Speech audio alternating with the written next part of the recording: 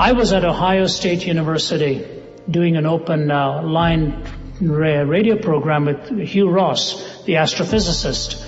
And a woman phoned rather angrily, and let me pause and say, I understand why they feel this way, and I know why she was upset. The only thing is none of us had ever mentioned the issue. She brought up the abortion issue. I said, but seeing you brought this question up, I'd like to ask you a question. I said, why are you for it?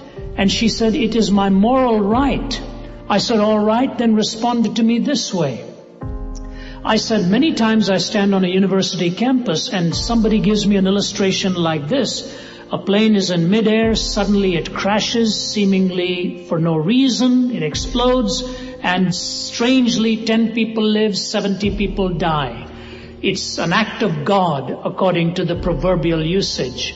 And people say to me, what kind of a God is this? 70 die, 10 live. God is immoral in doing that. I said, now can you help solve this conundrum for me?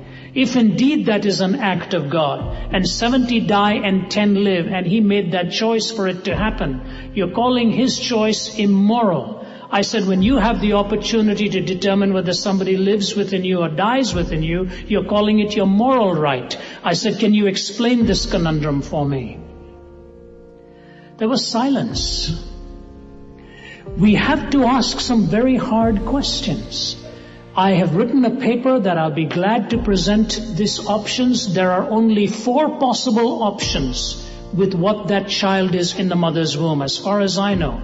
That is something like it is a life and you don't know it. It is a life and you do know it.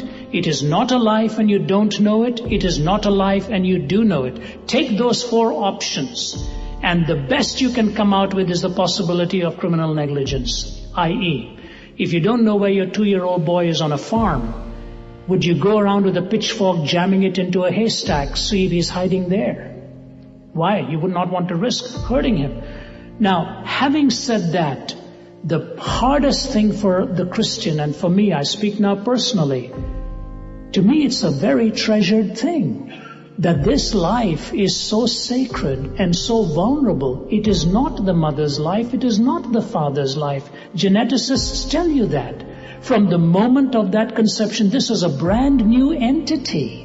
I do not know of geneticists anywhere who have said this is not a life. This is a completely different entity.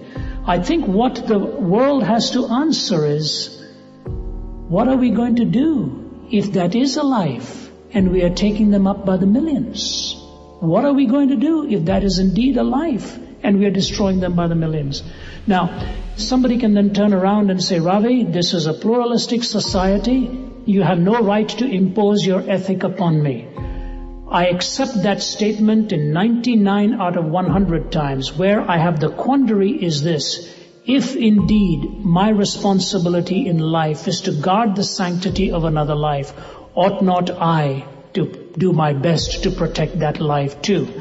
As difficult as that is, and I know it's a divisive statement, I will do everything in my power to talk to every human being about the sanctity of that life.